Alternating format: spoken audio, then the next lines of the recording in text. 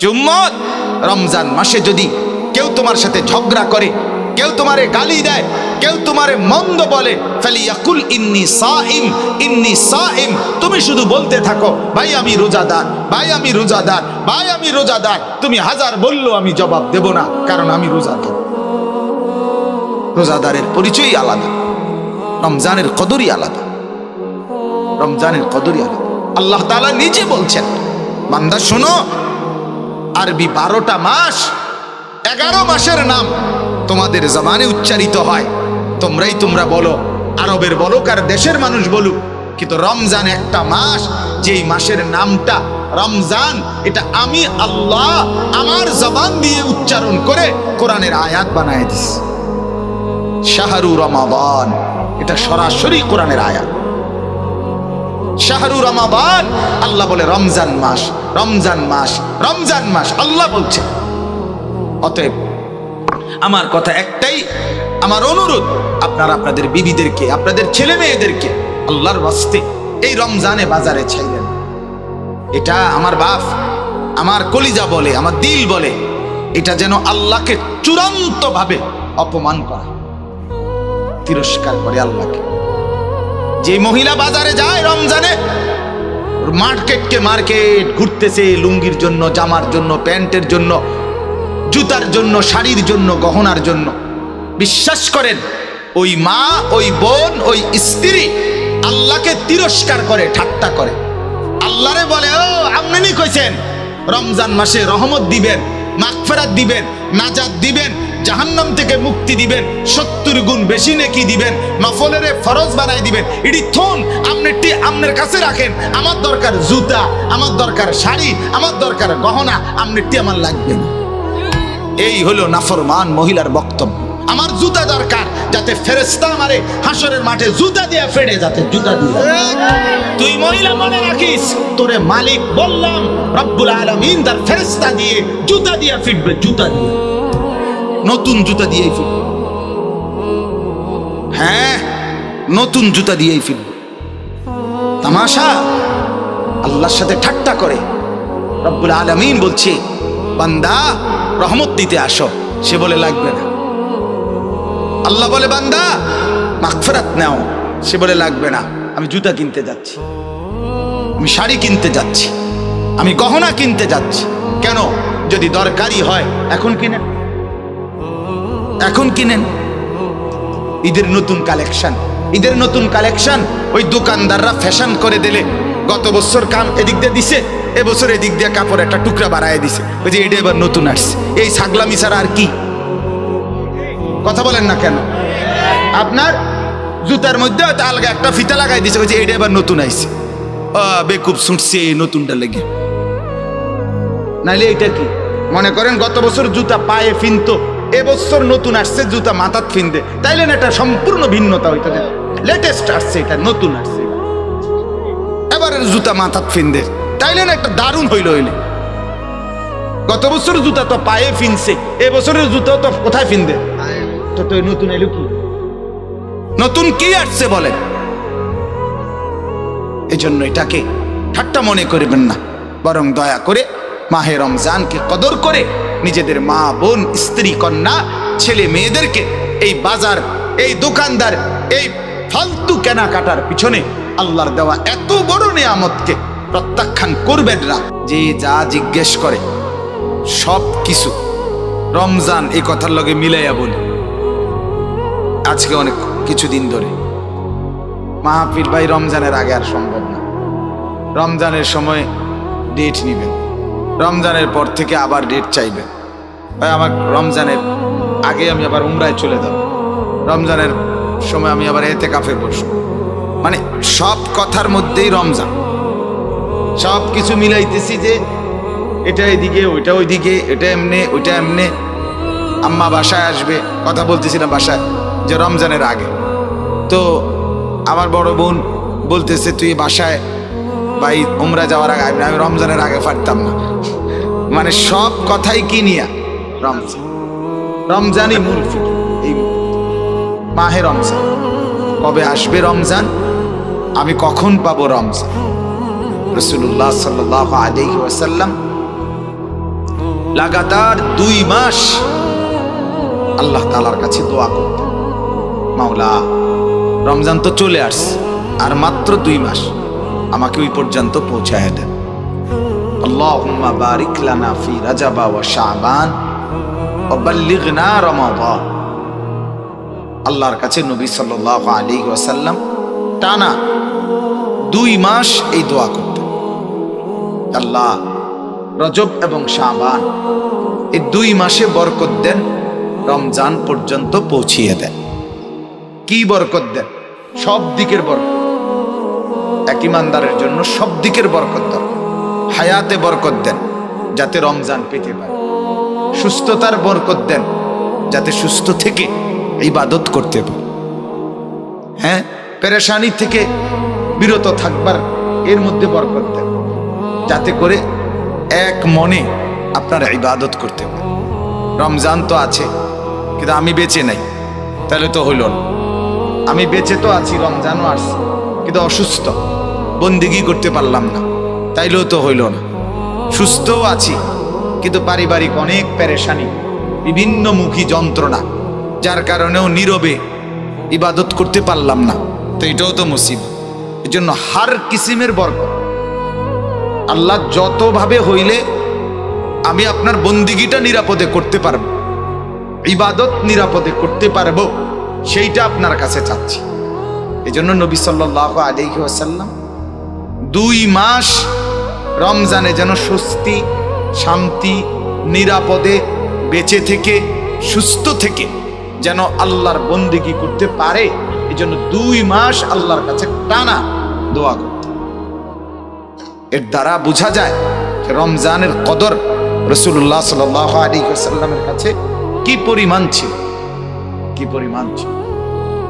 এই এক দোয়া থেকেই আন্দাজ করা যায় যে 2 মাস তিনি আল্লাহর কাছে বরকত চাইতেন। আল্লাহ হার লাইনে বরকত দেন। মনে করেন রমজান পর্যন্ত আমরা পৌঁছলাম, হায়াতও বেঁচে আছি, আমরা সুস্থও আছি, তো বাজারে যথাযথ পণ্য, রমজানের খাদ্য সামগ্রী বাজারে নাই, এটাও তো পেরেশানি। পেরেশানি কিনা বলেন? বাজারে চিনি নাই, বাজারে পর্যাপ্ত পরিমাণ পেঁয়াজ নাই, বাজারে পর্যাপ্ত পরিমাণ তরকারি নাই, ছোলা নাই, বুট নাই, ইত্যাদি ইত্যাদি ধরে নেন, তাইলেও পেরেশানি কিনা বল? আল্লাহ বাজারে চলাফেরায়, উঠা বসায়, ঘরে, পরিবারে সর্বত্র বরকত দেন। নবীজি এই দোয়া করতেন। আমি তো সুস্থ আছি কিন্তু আমার স্ত্রী অসুস্থ রমজান, তাইলেও তো পেরেশান। আমি তো সুস্থ, আমার স্ত্রীও সুস্থ, কিন্তু আমার ছেলেটা বা মেয়েটা সে অসুস্থ, হাসপাতালে, তাইলেও তো পেরেশান। তাইলে আল্লাহ তাআলার কাছে নবী সাল্লাল্লাহু আলাইহি ওয়াসাল্লাম 2 মাস টানা, ভাই প্যান্ডেলের ভিতরে বুট খাবেন না, দয়া করে আমার অনুরোধ দোস্ত, আমি একেবারে অনুরোধ করছি। গাফেল আল্লাহর দুশ্মন, আমারও দুশ্মন। খামখেয়ালি মানুষকে বলে কোনো লাভ নেই। এই জন্য পাশাপাশি এক ভাই আরেক ভাইয়ের সাথে কথা বলেন। ছেলেরা, বাবা তোমার অসুবিধা লাগলে তুমি বাইরে গিয়ে কথা বলো, তুমি শিক্ষারও, আমার কোনো অসুবিধা নেই, কিন্তু এখানে বেয়াদবি করার কোনো সুযোগ নেই। সোজা কথা, একজন শুনুক, কোনো আপত্তি নেই। আমি আজীবন এই তবিয়তের মানুষ যে কোনো সময় সংখ্যা গুনি না। অনেক মানুষ দেখে লাভ মারছি এমন কিছু না, কম না বেশি সেটা আমার দেখার বিষয়। আমার মালিকের কথা বলার জন্য বলা, আল্লাহর কথা বলতে বসছি। এজন্য একজন কথা বলবেন, একজন বুট খাবেন, একজন পাশের জনের সাথে একটু কথা বলবেন, একটু আল্লাহর কথা শুনবেন, হবে না দোস্ত। আল্লাহর কোরআন এটা তুমি বাংলা বই মনে করো, এটা অঙ্ক ইংরেজি বই মনে করো, ওটা পৃথিবীর সমস্ত পড়া একত্র করলে কোরআনুল কারীমের এক অক্ষরের কোণার কাছেও আসতে পারবে।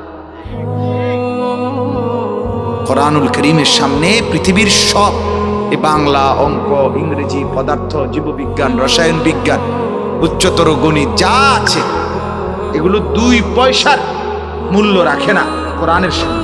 হ্যাঁ, ওগুলোর জায়গায় মূল্য, কিন্তু কোরআনের সাথে তুলনা করলে ওর একটারও কোনো এর কাছাকাছি ন্যূনতম কোনো মূল্য নেই। দামি একমাত্র আল্লাহর কোরআন। অতএব তুমি এটাকে দোস্ত ফালতু বিষয় মনে করো, ফালতু বিষয় মনে করো। গাফেল আল্লাহর দুশমন, খামখেয়ালি, খামখেয়ালি। আমার মনে আছে আমি একবার এক ছেলেরে বলছিলাম, ওরা কয় পারি না, অনেক আগে শিক্ষকতার প্রথম দিকে বললাম পারো না, পারি না আর কি, ওমা পারে না আর কি। এরম ডাকাত কি হয়, পারি না আর কি। এই যে বেয়াদব, কত বড় বেয়াদব, এই অসংখ্য ছেলে পেলের হালাতে কি এরম করো, এরম করি আরে আমনের কি খারাইয়া তুমি দাঁড়াইয়া এরম দাঁড়াইয়া রয়েছে রয়েছি আমনের কি বুঝছেন না কথা? তুমি যে এই মেয়েটার পিছনে পিছনে হাঁটতেছো, কি হাঁটতেছি, আপনার অসুবিধা কি? মানে কথাবার্তার ঢং হইলো সে যে মানুষ না জানোয়ার এটাও জানে না, খবরও নাই। হ্যাঁ, ব্যবসা মনে হয় যেন অসুবিধা কি, নিজেকে খুব বুদ্ধিমান ভাবে। আরে নাফরমান তো বুদ্ধিমান না বাপ, নাফরমান বোকা হয়, নাফরমান অপদার্থ হয়, বোকাই হয়। আল্লাহ নবী সাল্লাল্লাহু আলাইহি ওয়াসাল্লাম বলেছেন, আল কাইয়িসু মান দানা নাফসাহু, যে নিজের হিসাব করে, ওয়া আমিলা লিমা বাদাল মাউত, মৃত্যু পরবর্তীর জন্য আমল করে, আল কাইয়িস তাকেই বুদ্ধিমান বলে। আল কাইয়িস সে বুদ্ধিমান। বলে আজিজু মান আতবা নাফসাহু হাওয়াহা, নবীজি সাল্লাল্লাহু আলাইহি ওয়াসাল্লাম বলেন, এবং অক্ষম, অপদার্থ, দুর্বল, ব্যর্থ, অথর্ব, যে তার মনের ইচ্ছা মতো চলে। হাদিস, ওয়াতামান্না আলাল্লাহ, চলে নিজের ইচ্ছা মতো আর আশা করে আল্লাহর কাছে।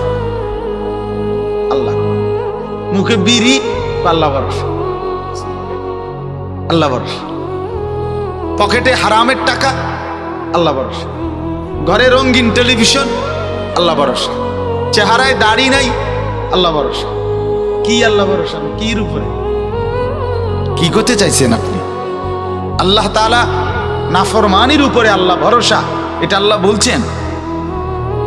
কথা বলেন না কেন? আপনি মিথ্যে বলবেন, আল্লাহ ভরসা। আপনি ওজনে কম দিবেন, আল্লাহ ভরসা। আপনি নাফরমানিতে ডুবে থাকবেন, আল্লাহ ভরসা। এটা আল্লাহ বলছেন, এটা রসুল বলছেন, কোন আলেম বলছে আপনাকে? কেমনে বললেন এটা আল্লাহ ভরসা? আল্লাহ ভরসা তখন মুমিন গুনাহ ছেড়ে দেয় যখন, মুমিন আর করবে না এই ওয়াদা দেয় যখন, মুমিন লজ্জিত অনুতপ্ত হয়ে মাফ চায় যখন, তো আল্লাহ তাআলা বলে আমি ভরসা, আমার উপর থেকে নিরাশ হইও না, সব মাফ করে দিলাম। শর্ত হলো ছেড়ে দিতে হবে, শর্ত হলো আর করবা না, ওয়াদা দিতে হবে, শর্ত হলো লজ্জিত হয়ে মাফ চাইতে হবে, মাফ চাইতে হবে। বিড়ি খাইতে খাইতে আস্তাগফিরুল্লাহ, চা দোকানে বসে টেলিভিশন দেখে, মুখে বিড়ি, আস্তাগফিরুল্লাহ আস্তাগফিরুল্লাহ, ইডি নিও মেনশন দেশটা বুঝি এই নি চলতে আছে। এবার আস্তাগফিরুল্লাহ, আমনের আস্তাগফিরুল্লাহর উপরে আস্তাগফিরুল্লাহ, বুঝেন না? আপনি যে আস্তাগফিরুল্লাহ কইছেন এটার রূপে কি আস্তাগফিরুল্লাহ? এটা কি ধরনের আস্তাগফিরুল্লাহ? আমাদের করাচি হযরত রাহমাতুল্লাহ আলাইহি বিশ্ববিখ্যাত বুজুর্গ ছিলেন, আরিফ বিল্লাহ হযরত মাওলানা শাহ হাকিম মোহাম্মদ আখতার রাহমাতুল্লাহ আলাইহি। তো ওনার একটা ঘটনা আছে, উনি একবার বলছেন, হজে যাইতেছেন উনি পাকিস্তান থেকে, তো ওনার সাথে আরো একজন পাকিস্তানের শেঠ মানে বড় ব্যবসায়ী, পাকিস্তানের বড় একজন ব্যবসায়ী, ধনাঢ্য ব্যক্তি, উনি ওনার সাথে সিটে বসা, একসাথে ওনার সাথেই যাচ্ছেন হজে, এহরাম পরা। তো বিমানের মধ্যে যে মহিলারা থাকে, বিমানবালা, এরা অনেক সুন্দরী হয় এবং এদের কাপড় অর্ধেক কোম্পানি দিছে যে দূর কিনছে, সেটা তো আর তারা কোত্থেকে আনবো? কথা বুঝেন? এই জন্য অর্ধেক।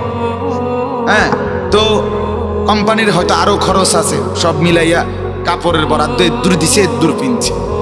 তো এই অল্প অল্প কাপড় পরে এরা আপনার এই খেদমত করে, মানে অর্থাৎ বিমানের সেবা করে। এই মহিলাগুলো অপরূপ সুন্দরী। তো এই বেচারা ওই শেঠ ব্যবসায়ী, উনি হজরতের পাশেই বসা। তো এই মহিলারা তো আসতেছে যাইতেছে, উনি হজরতকে বলতেছেন, হজরত হজরত দেখেন দেখেন, আস্তাগফিরুল্লাহ আস্তাগফিরুল্লাহ, মহিলাগুলোর কাপড় চোপড়ের কি অবস্থা। তো হজরত তখন বললেন, আরে ভাই, তোমার আস্তাগফিরুল্লাহর উপরে আস্তাগফিরুল্লাহ, পহলে তো নজর হটাও ফির তো আস্তাগফিরুল্লাহ পড়ো। আগে তো কি সরাও? নজর সরাও। তুমি তো আস্তা পেটির দিকে ছাইয়া রইছ, ছাইয়া ছাইয়া কয় আস্তাগফিরুল্লাহ আস্তাগফিরুল্লাহ। দেখছেন নি কারবার কি দেখতে? তুমি তো দেখেই রইছো, তাহলে এইটা নিয়ে আস্তাগফিরুল্লাহ কোন?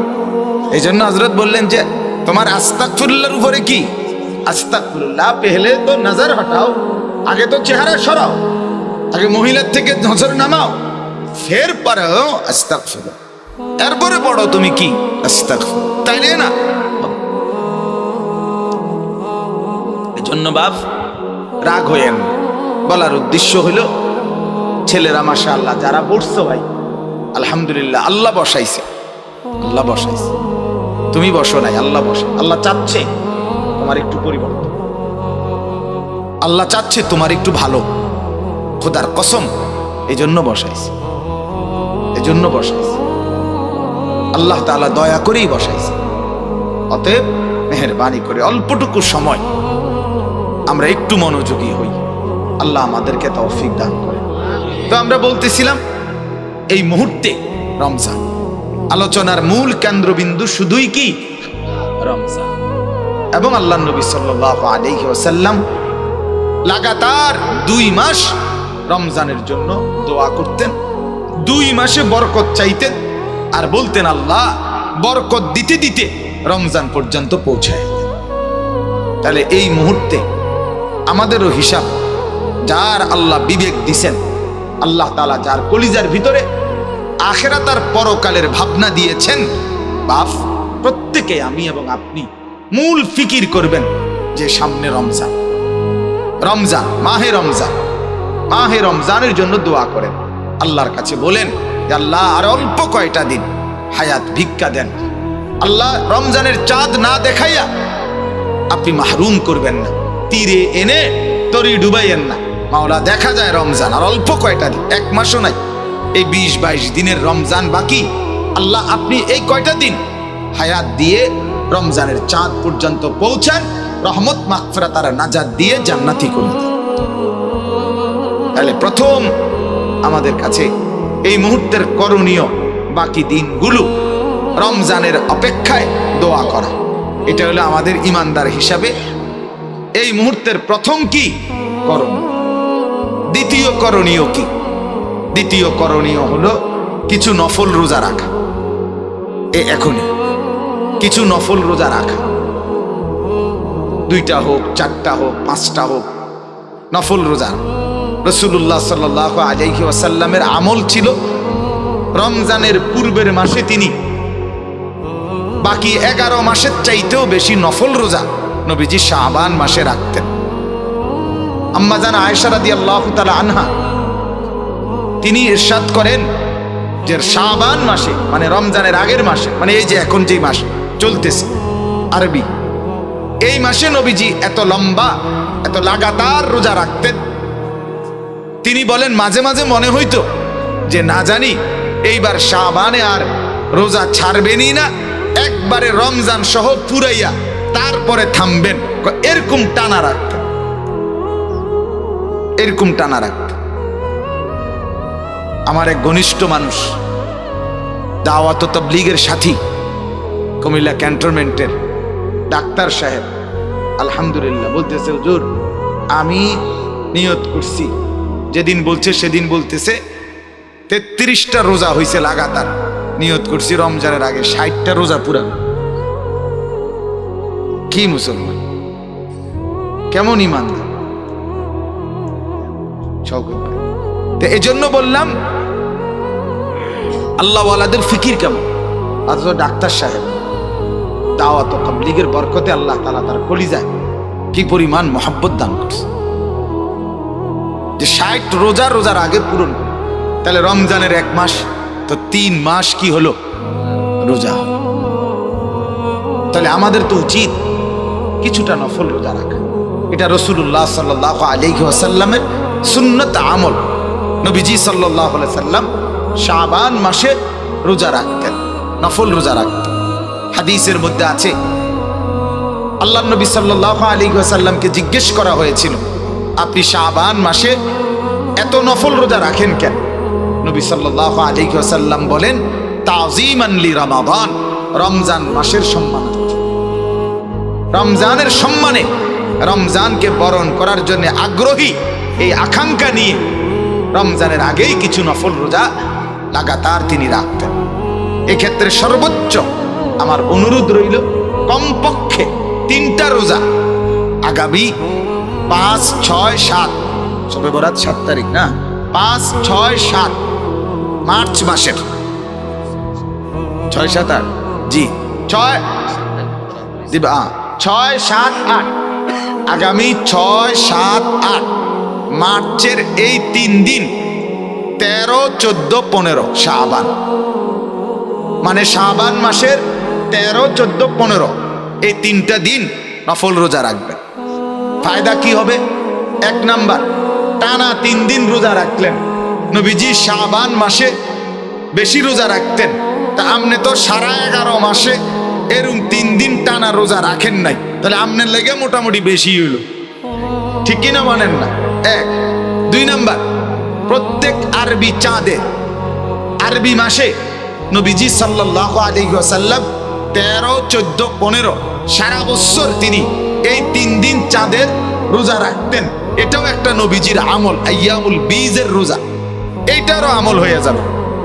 3 নাম্বার, রাসূলুল্লাহ সাল্লাল্লাহু আলাইহি ওয়াসাল্লাম 15ই শাবান লাইলাতুল বারাত এই রাত্রির সৌজন্যে একটা নফল রোজা রাখতে বলছেন।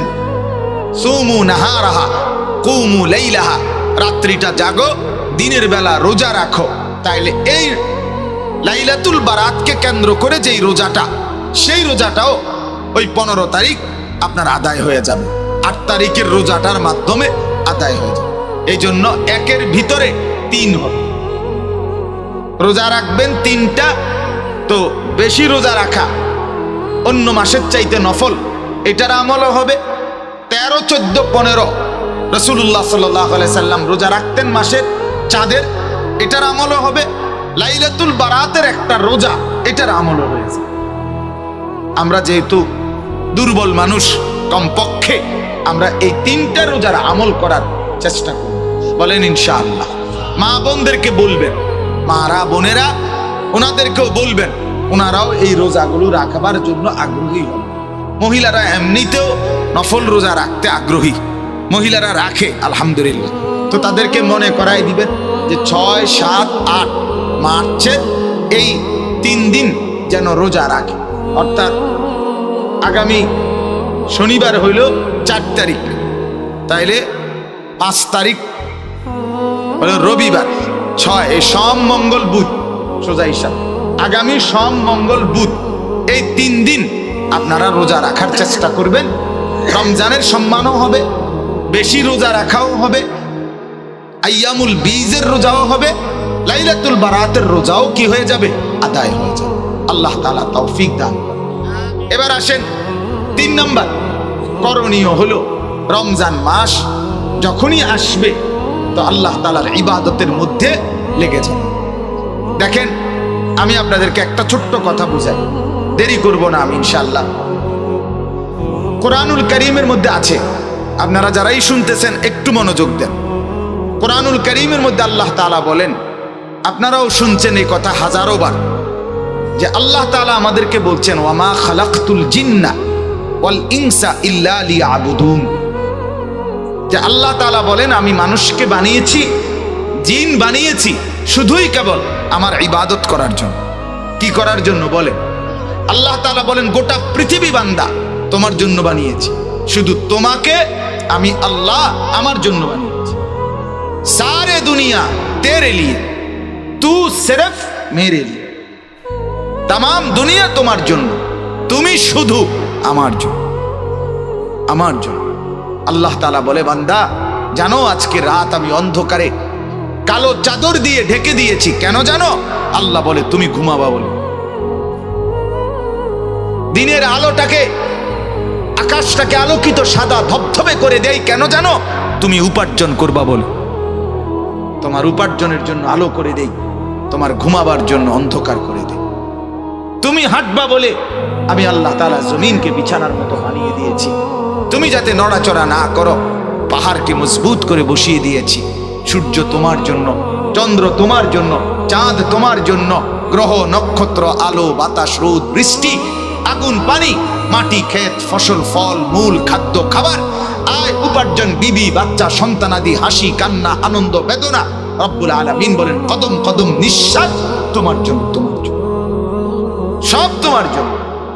আহা মুসলমান, আহা ছেলেরা, এতটুকু যদি একবারও মনে না হয় যে আমাকে বানাইলেন, যে আমাকে লালন করলেন, যে আমাকে গোটা পৃথিবী দিয়ে আদর করে লালন করছেন, সাজিয়ে দিলেন, সেই মালিকের জন্য একটা সেজদা দিতে মন চায় না, একটা নামাজ পড়তে মন চায় না? আহারে মুসলমানের ছেলে, তুমি মানুষের বাচ্চা কেমনে ভাবো? আয় হায়, তুমি মানুষ কেন? আল্লাহ তাআলা তো বলেন আমি মানুষকে বানিয়েছি ইবাদতের জন্য। তাহলে বোঝা গেল যেই মানুষটার মধ্যে ইবাদত নাই সে মানুষ কেন? না না, কেন মানুষ হবে সে মানুষ হবে কেন বেটা? কোনো যুক্তি নাই, সে মানুষ হবে, কোনো যুক্তি নাই, সে মানুষ হবে কেন? বলে তাইলে কি জানোয়ার? সে জানোয়ার, সোজা কথা। আপনার গায়ে লাগছে? আল্লাহর কোরআন বলছে وَتَحْسَبُ أَنَّ أَكْثَرَهُمْ يَسْمَعُونَ وَيَعْقِلُونَ। আল্লাহ বলে বন্ধু, আপনি ভাবেন, আপনার কাছে মনে হয় যেগুলো নাফরমান, মনের চাহিদা মতো চলে, এরা কিছু শুনে কিংবা কিছু বোঝে, আপনার মনে হয়? আল্লাহ বলে না না, ইনহুম ইল্লা কাল আনআম, তারা আর কিছু নয়, আর কিছু নয়, শুধুই জানোয়ার, শুধুই জানোয়ার, শুধুই জানোয়ার। হ্যাঁ বাপ, বিচারে লাইন বাংলা অঙ্ক ইংরেজি পড়ে নিজেরে বুদ্ধিমান ভাইব না, ভাত তরকারি না খাও, বুদ্ধিমান হইছো না। বালা বালা খানা, বালা বালা খানা আমরাও খাই। টাইলসে ঘুম যান আর থুন, টাইলসে ঘুম যান, টাইলসে সবে ঘুমায় এখন, টাইলসে মানুষে মুতে, টয়লেট বাথরুমের টাইলসে মানুষে কি পেশাব করে মিয়া। দুনিয়া ভোগ করার তেমন কিছু না মিয়া। মালিককে যে চিনে না, সেজদা যার কপালে নাই, সে মানুষ কেন হবে? সে দুনিয়া ভোগ করে, তা দুনিয়া তো জানোয়ারও ভোগ করে, হাইওয়ানও ভোগ করে, গরু ছাগল কুকুর বিড়াল, এরা দুনিয়া ভোগ করে না? কথা বলেন না, বলেন। তাইলে তফাৎ কোথায় বাপ? তফাৎ কোথায় বলেন? এজন্য সোজা কথা, ভাবতে শিখেন, বুঝতে শিখেন। নিজের ছেলের দিকে নজর দেন, মানুষ মনে হয়নি। মেয়ের দিকে নজর দেন, মানুষ মনে হয় কিনা। স্ত্রীর দিকে নজর দেন, মানুষ মনে হয় কিনা। বেপর্দা নারী, সে মানুষ হবে না। হ্যাঁ, অন্য কিছু। দুনিয়া উপভোগকারী এক প্রাণী, দুনিয়া ভোগ করে যে, এতটুকু ঠিকই আছে। উপভোগকারী প্রাণী দুনিয়া আরো আছে, আরো আছে, তো তাদেরই একজন সে। কিন্তু ইনসান বলে আল্লাহ বলেন আমি বানিয়েছি, আর কিছু নয়। আরবিতে আমাদের একটা নিয়ম আছে, নফি এবং ইস্তেসনা, তাকিদ বুঝায়। ওয়ামা খালাকতুল জিন্না ওয়াল ইনসা ইল্লা লিয়াবুদুন। এটার অর্থ কিন্তু কড়া, একটু কঠিন অর্থ। অর্থটা হইল বানাই নাই, মানুষ আমি বানাই নাই, জিন আমি বানাই নাই, বানাইছি শুধুই শুধুই ইবাদতের জন্য, ইবাদতের জন্য, ইবাদতের জন্য। অন্য কোনো কারণে আমি মানুষ বানাই নাই। তাহলে ইবাদত যার মধ্যে নাই, তাকে আমি যেন মানুষে বানাই নাই। গোলামি যার নাই, সেজদা যার নাই। সোজা কথা। এই জন্য আবারও অনুরোধ করছি, এটা ভাবতে শিখেন। একজন হলে একজনই ভাবেন। আপনার ছেলের সাথে বোঝাপড়া করেন, বাবা মানুষ হচ্ছ নাকি উপার্জনকারী প্রাণী হচ্ছ? বলে ইকোনমিক্যাল এনিম্যাল, উপার্জনকারী প্রাণী হচ্ছে। এক ওয়াক্ত নামাজ পড়ে না, সেজদা করে না, হালাল পথে চলে না, নাচ গান নর্তকী জিনা ব্যভিচার মোবাইল ছবি উলঙ্গ দৃশ্য, এটাই যার জিন্দিগি, এটাই রাত, এটাই দিন, তো সে মানুষ হচ্ছে না, উপার্জনকারী প্রাণী হইতেছে। অর্থনৈতিক প্রাণী, যার স্বপ্ন সাধনা, যার পড়াশোনা রাত দিন হাঁটা চলা একটাই মাকসাদ, শুধু টাকা, শুধু সম্পদ, শুধু বাড়ি, শুধু দালান, শুধু গহনা, শুধু অলংকার, শুধু খাট, শুধু ফার্নিচার, শুধু বাড়ি, শুধু গাড়ি, এই হলো যার স্বপ্ন। শুধু এটাই দরকার, শুধু এটাই দরকার। দুনিয়া এরকম। লাখ লাখ মা বাপ, হাই মুসলমান, বুঝলেন না, বুঝলেন না, কিছুই বুঝলেন না। কি বুঝলেন না তাও বুঝলেন না। দুশ্মন দেখাই দিছে যেভাবে, দুশ্মন হাসাইলে সে হাসে, দুশ্মন কাঁদাইলে সে কাঁদে, দুশ্মনে চুল কাটলে সে চুল কাটে, দুশ্মনে প্যান্ট বদলাইলে সে প্যান্ট বদলায়, দুশ্মনে ডিজাইন বদলাইলে সে ডিজাইন বদলায়। আহারে মুসলমান, তোমার অস্তিত্ব কি? তুমি আলাদা যে মুসলমান, তোমার থেকে ইহুদি কিছুই নিল না, তোমার থেকে খ্রিস্টান কিছুই নিল না, তোমার থেকে হিন্দু কিছুই নিল না, তোমার থেকে বৌদ্ধ কিছুই নিল না, আর তুমি তাদের সব নিলা। তুমি সবই নিলা। আফসোস, তোমার আত্মমর্যাদা কোথায়? তোমার আত্মমর্যাদা কোথায়? তোমার পৌরুষ কোথায়? তোমার সম্ভ্রম কোথায়? বেপর্দা মাকে জিজ্ঞেস করি, কাঠটা নিলা, কাঠটা ছাড়লা। তুমি মা যে মুসলমান, তুমি বোন যে মুসলমান, সেই আলাদা পার্থক্য করার মতো কোনো বৈশিষ্ট্য তোমার মধ্যে কি, যেটা দিয়ে বোঝা যায় তুমি মুসলমান? সেটা কি? তোমার ঘরে রাত 2টা পর্যন্ত নর্তকী নাচে, টেলিভিশন চলে, নাচ গান চলে, তো আলাদা স্বাতন্ত্র্য কোথায় বাবা? মুসলমানের আলাদা পরিচয় কোথায়? আমি বলছি, আরো আগেও বলছি, 5 মিনিটের জন্য বিশ্বকাপ ফুটবল খেলার পুরস্কারের দিন ওই মেসির গায়ে আরবীয় পোশাক লাগাইছিল বড় আবা, কাতারের আমির পরাই দিছিল। গোটা ইউরোপ, আমি নিজে পত্রিকায় পড়ছি, গোটা ইউরোপ থেকে অসংখ্য মানুষ, ইহুদি খ্রিস্টানরা নিন্দা জানাইছে এটা, যেটা সাম্প্রদায়িকতা। বিশ্বকাপের মঞ্চকে, অসাম্প্রদায়িক মঞ্চকে সাম্প্রদায়িকতার রং দিছে। কেন মুসলমানদের পোশাক তার গায়ে পড়াইলো? এটা কি মুসলমানদের খেলা? অর্থাৎ 5টা মিনিটের জন্য বেঈমান মুসলমানের এই পোশাকটা একটু গায়ে দিছে, এটা মেনে নেয়নি, প্রতিবাদ করছে। 5 মিনিটের জন্য মানে নাই। অথচ কত লক্ষ যুবক মেসির মতো নিজের শরীর, নিজের চুল, নিজের ট্যাটু এগুলো সাজছে। নিজে বলেন তো। হ্যাঁ, আত্মমর্যাদা থাকা চাই। আলহামদুলিল্লাহ, আমরা আলেম, আমরা মাদ্রাসায় পড়ুয়া, আমরা তালিবে ইলম, আমরা বুঝি না। আল্লাহর কসম, কোরআন এবং সুন্নাহর আলোকে শতভাগ আত্মমর্যাদার, আত্মসম্ভ্রম নিয়ে চলে মাদ্রাসার উলামায়ে কেরাম। গোটা পৃথিবী যদি বলে আমার টুপি সুন্দর না, আমি বলবো আমার টুপি সুন্দর। গোটা পৃথিবী যদি বলে পাঞ্জাবি সুন্দর না, আমি বলবো না, পাঞ্জাবি সুন্দর। দাড়ি সুন্দর, আমার রাসূল রাখছে। এতটুকু গায়রত, এতটুকু আত্মমর্যাদাই যদি আমাদের না থাকে, বাপ আমার রইল কি? আর আমার ধর্মের বৈশিষ্ট্য কি? ইসলাম উদার ধর্ম। উদার মানে, ইসলাম উদার মানে কি? মানে যে যা চালু করবে আপনি তাই গ্রহণ করে নিয়ে আসবেন ঘরে, এর নাম ইসলাম উদার ধর্ম না? এটার নাম ইসলাম? এটাকে ধর্ম বলে? তাইলে আমি তো ওই যে ইন্ডিয়ায় শিখ দেখছি, শিখ ধর্মের অনুসারী, প্রচন্ড গরম। এই গরমের ভিতরে দিয়েও তো তারা মাথার মধ্যে তাদের এক ধরনের পাগড়ির মতো পেঁচাইয়া পরে, যেগুলো সারাক্ষণ পইরা রাখে। সে তো এটা খোলে না, সে তো এটা খোলে না। আর আমরাই বুদ্ধিজীবীরা বুদ্ধি দেয় ইসলাম উদার, আর উদার হইতে হবে, অর্থাৎ নাচবে, গাইবে, ফুর্তি করবে, হেলবে, দুলবে, খেলবে, নাচ গান উলঙ্গপনা, এটা হলো উদারতা, এটা ইসলামের উদারতা। আর আমরা বললেই হুজুররা কনজাস্টেড মানসিকতার, হুজুররা সংকীর্ণ, হুজুররা আধুনিকতা চায় না। আধুনিকতার সব কইরা বিল্ডিং, সব 100 বছরে আধুনিকতার সর্বোচ্চ প্রযুক্তি দিয়ে বিল্ডিং বানাইছে, কলাপসিবল গেট লাগাইছে, দরজাও লাগাইছে, সিটকারিও লাগাইছে, খাটও লাগাইছে, লাইটও বন্ধ করে সব ঘুমাইছে।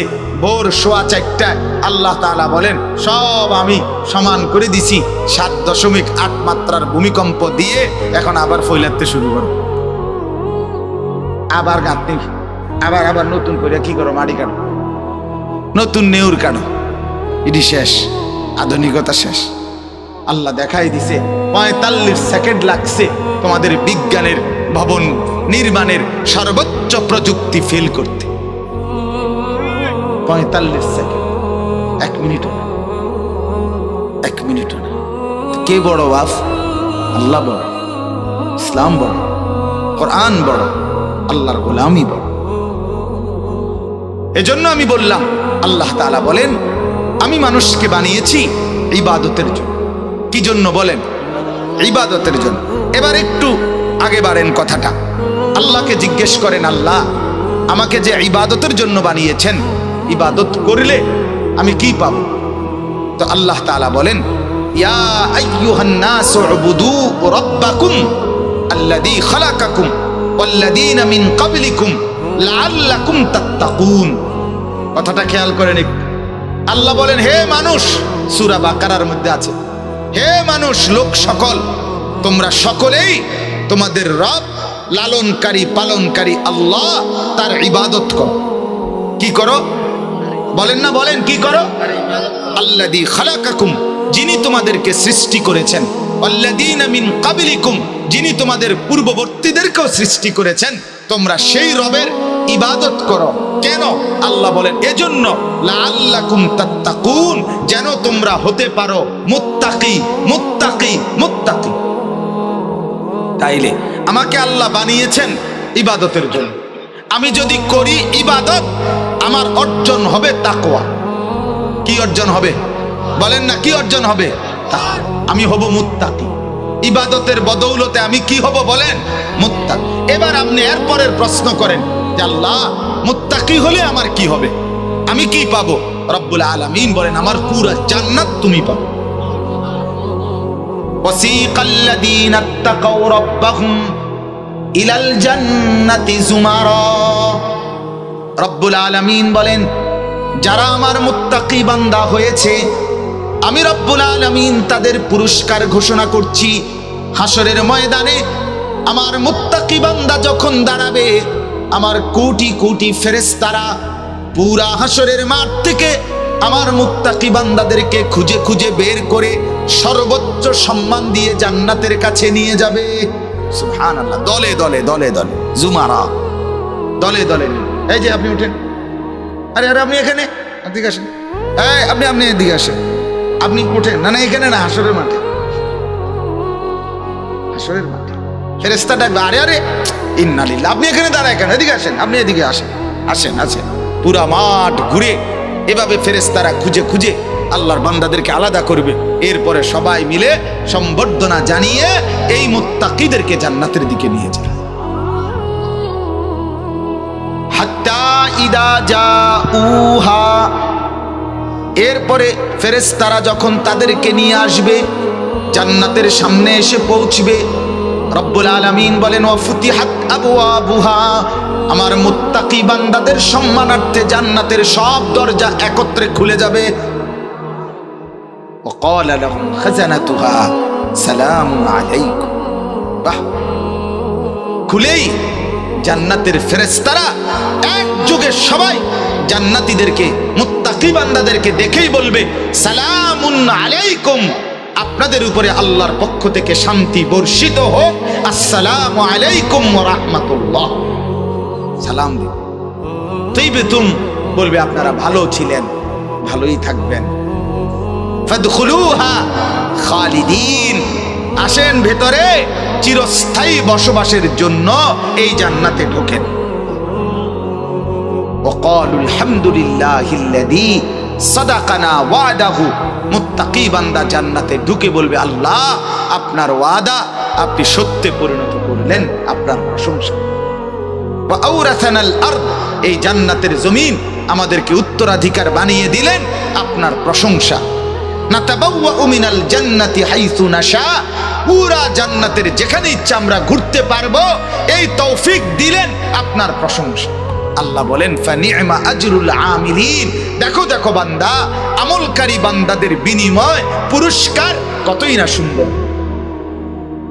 সেজদার বিনিময়, রুকুর বিনিময়, তাওবার বিনিময়, ইস্তিগফারের বিনিময়, জিকিরের বিনিময়, তেলাওয়াতের বিনিময়, নামাজের বিনিময়, তাহাজ্জুদের বিনিময়, ইফতারের বিনিময়, সেহরির বিনিময়, আওয়াবিনের বিনিময়, এক এক বন্দিগির বিনিময়, কত বড় জান্নাত মিলে গেল। আমার বাপ, আমি যে কথাটা বুঝাইছি এবার আপনি একটু মিলান, আবার মিলান। আল্লাহ তাআলা আমাদেরকে বানিয়েছেন কি জন্য? আল্লাহর ইবাদত করার জন্য। দুই, আল্লাহর ইবাদত করলে আমরা কি অর্জন হবে? আমরা মুত্তাকি হব। আমরা কি হব বলেন? যদি আমি মুত্তাকি হই তাহলে আমার গন্তব্য কোথায় হবে? তাইলে আমাকে বানিয়েছেন ইবাদত, ইবাদত করলে অর্জন হবে তাকওয়া, তাকওয়া হলে মিলবে জান্নাত। করতে হবে ইবাদত, অর্জন হবে তাকওয়া, মিলে যাবে জান্নাত। কন্ত করতে হবে ইবাদত, অর্জন হবে তাকওয়া, মিলে যাবে জান্নাত। এখন এবারে যে কথাটা বলতে চাই, পুরা একটা বছর, আমার হায়াতের পুরাটা বছর আল্লাহ তাআলা বলছে, বান্দা তুমি আমার ইবাদত করো, তুমি আমার ইবাদত করো, তুমি আমার ইবাদত করো, তোমারে বানিয়েছি আমার ইবাদতের জন্য, তুমি মুত্তাকি হইবা। বলতে বলতে বলতে বলতে বলতে 11 মাস ধইরা আল্লাহ পাক দেখছে বান্দা আমার যাই ইবাদত করছে, এবার আল্লাহ যেন বলে, বান্দা হইতো তো না, ইবাদত যাই করছো 11 মাস পুঁজি তো আইয়ে না, জান্নাতি তো হইতে পারত না, জাহান্নাম থেকে তো বাঁচা সম্ভব না, ইবাদত তো কম, বন্দেগী তো বান্দা কমই হইল, কেমনে করবা? আল্লাহ তাআলা বলে, আহা, মালিকের দয়াটাই এটা। রব্বুল আলামিন 11 মাস ইবাদত করো, তাকওয়া মিলবে, তাকওয়া মিলবে, জান্নাতি হবে। এটা বলতে বলতে 11 মাস পরে আল্লাহ পাক যখন আবার দেখলেন যে আমার বান্দা 11 মাসের বন্দিগি দিয়া পূর্ণ তাকওয়া হয় নাই, পূর্ণ তাকওয়া না হওয়াতে জান্নাতেও তো যেতে পারবে না, আল্লাহ তাআলা আবার বলতেছে, না রে বান্দা, বিশ্বাস কর, তোরে মানুষ বানিয়েছি আমি আল্লাহ আমার জান্নাতেই দেওয়ার জন্য। গরু বানাই নাই, ছাগল বানাই নাই, কুকুর বানাই নাই, বিড়াল বানাই নাই। বিশ্বাস করো বান্দা, জান্নাত দেব বলেই তোমারে বানাইছি, যত্ন করে বানাইছি, নিজের হাতে বানাইছি, মায়া করে বানাইছি, গোটা কায়নাত দেখে তারপরে তোমারে সবচেয়ে সুন্দর করে বানিয়েছিলাম। তুমি যেমন আহসান, আমি তোমারে জান্নাত দিতে চেয়েছিলাম আহসান। তুমি যেমন সবচেয়ে সুন্দর, পুরস্কারও দিতে চেয়েছিলাম সবচেয়ে সুন্দর, কিন্তু ইবাদতে তো আগাইতে পারলা না, তাকওয়া তো পূর্ণ হলো না। এখন কি করি? বানাইছি জান্নাতের জন্য, ফেলে দেই কেমনে? তো আল্লাহ তাআলা দয়া করে বললেন, ঠিক আছে, 11 মাসে ইবাদত করলে তাকওয়া হইতো, তাকওয়া হইলে জান্নাত হইতো, যাও আমি দয়া করে কমাইয়া দিলাম, মাত্র একটা মাস এইবার দিলাম। ওই একটা মাসে ওই একই কথা করো, ইবাদত হয়ে যাবে মুত্তাকি, ওই 1 মাস পরেই চলে যাবে জান্নাতি। এজন্য পুরা ইবাদতের পরে বলছে লাআল্লাকুম তাত্তাকুন, আর এখানে আইসা শুধু রমজানের পরেই কইছে কি লাআল্লাকুম তাত্তাকুন। দেখছেন, ইয়া আইয়ুহাল্লাযীনা আমানু কুতিবা আলাইকুমুস সিয়াম কামা কুতিবা আলাল্লাযীনা মিন ক্বাবলিকুম লাআল্লাকুম তাত্তাকুন। এই আগেও বলছে উবুদু রাব্বাকুম, আমার ইবাদত করো, তাহলে কি হবে? লাআল্লাকুম তাত্তাকুন, মুত্তাকি হবে। এখন বলে রমজান মাসের রোজা রাখো, রমজান মাসের বন্দেগী করো, একটা মাস কেবল ইবাদত করো বান্দা, আমি রব্বুল আলামিন এক মাসেই পূর্ণ 11 মাসের তাকওয়া দিয়ে দেব। আর এক মাসেই রব্বুল আলামিন বলে তাকওয়া দিয়ে জান্নাতে পৌঁছিয়ে দেব। সুবহানাল্লাহ, বলেন আলহামদুলিল্লাহ। আমার দিল খুব মজা লাগে এটা ভাবতে। আমি মনে মনে ভাবি যেন আল্লাহ বলতেছে 11 মাস পরে, এই আনিস শোন, একটা চাঁদ উঠবে, তুই ইবাদত শুরু করবি, আরেকটা চাঁদ উঠবে, ডাইরেক্ট জান্নাতে যাবি। সোজা হিসাব, বুঝেন নাই? রমজানের চাঁদ উঠবে, ইবাদত কি করবি? শুরু করবি। ঠিক মতো নামাজ পড়বা, ঠিক মতো রোজা রাখবা, 5 ওয়াক্ত জামাতে পড়বা, ইফতার ঠিক মতো করবা, সেহরি ঠিক মতো করবা, ভোর রাত্রে উঠা 2-4 রাকাত নফল নামাজ পড়বা, একটু দোয়া কান্নাকাটি করবা, ইশরাক পড়বা, আওয়াবিন পড়বা, সারাদিন আমার কোরআনটুকু পড়বা, জিকির করবা, তেলাওয়াত করবা। 11 মাস তো কুলাইতে পারো নাই, সময় পাও নাই, তো একটা মাসই, বছরে একটা মাস, বছরে একটা মাস, বছরে একটা মাস আমার জন্য একটু আলগা করে আমারে দাও। আমি আল্লাহর কাছে 1 মাস পরে, রমজানের পরে ঈদের চাঁদ তুলবো, তোমারে জান্নাতে পৌঁছো।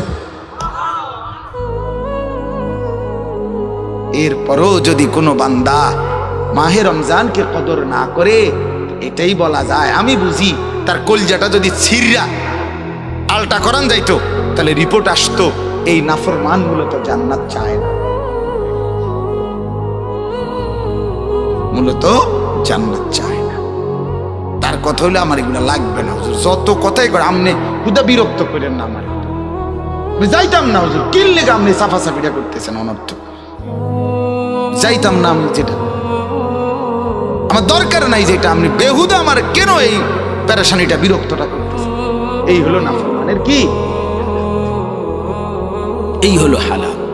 নাই তো আল্লাহ তাআলা, আমার শায়েখ আল্লামা মুফতি মুশতাকুর নবী সাহেব বলে, আরে বাপ, রমজানের একটা মাস, বছরে একটা মাস, এই কথা বলে বলে আমরা যা করি এটা না করে বছরে একটা মাস আমাদের উচিত ছিল এটা বলে বলে আল্লাহর বন্দিগি বেশি করি।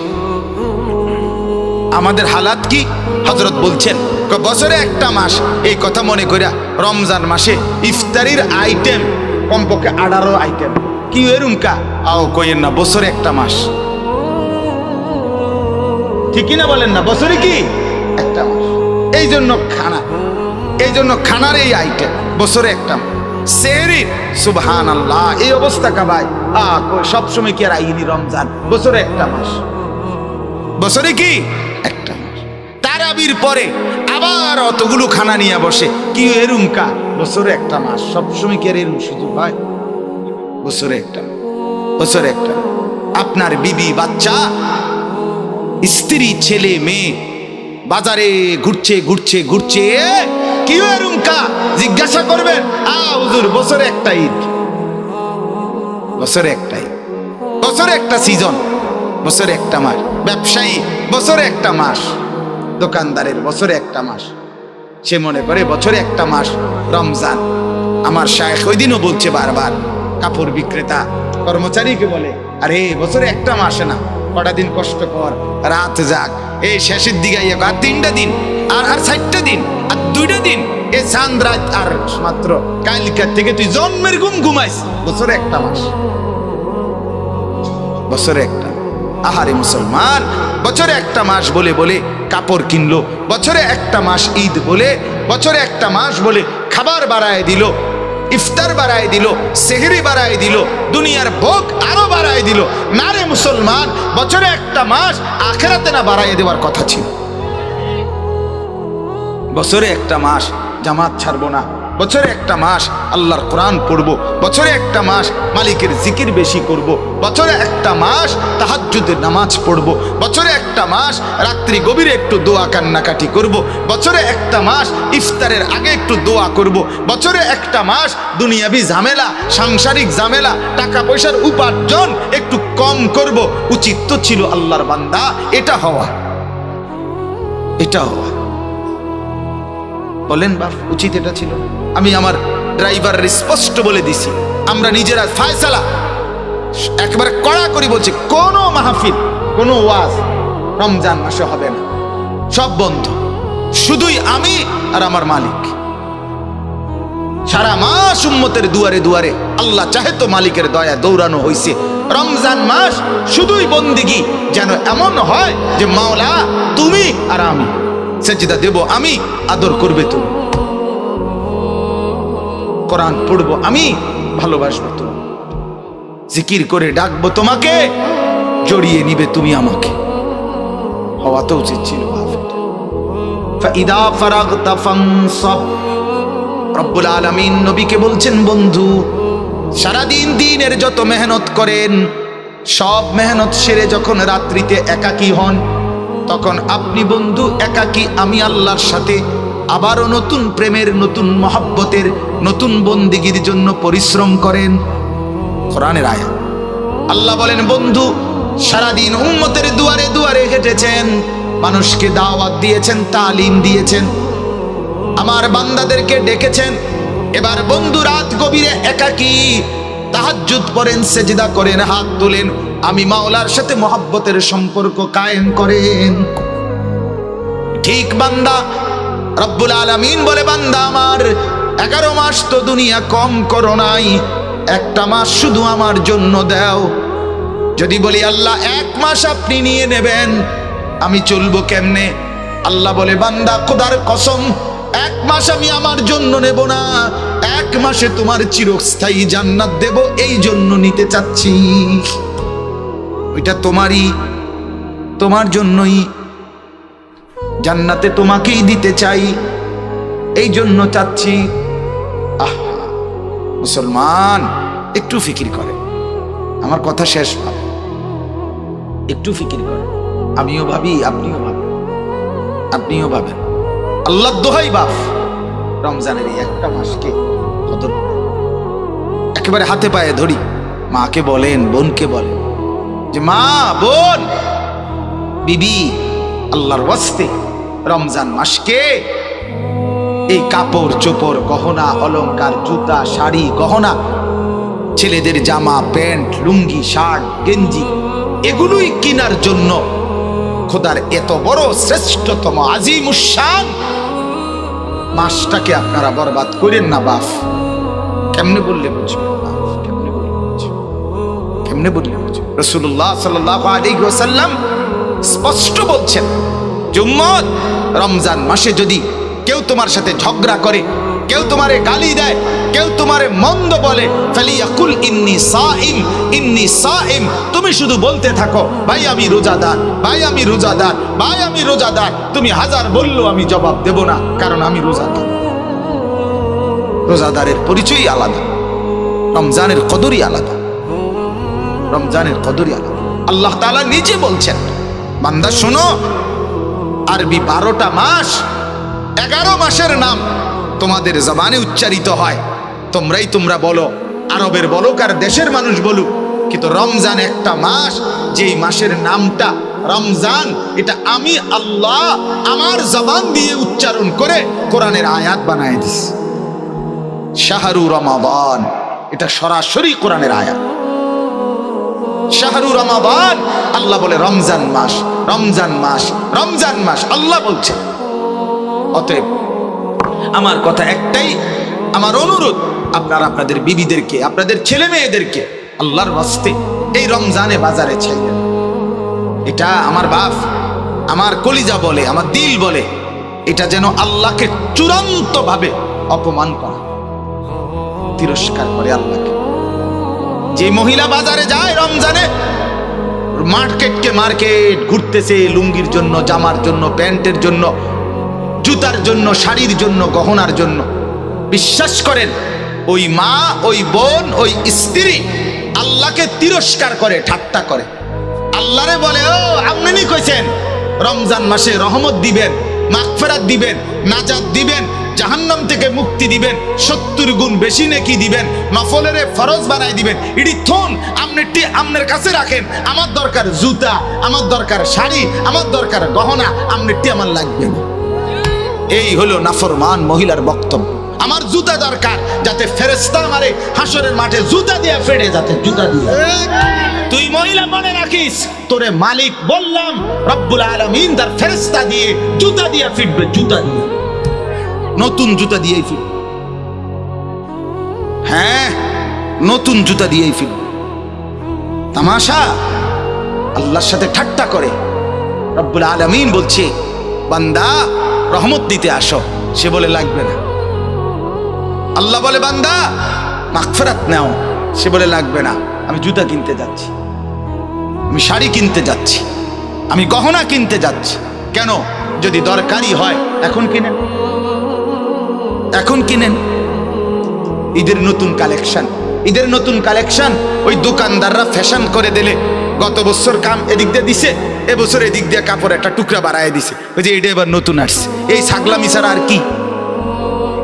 কথা বলেন না কেন?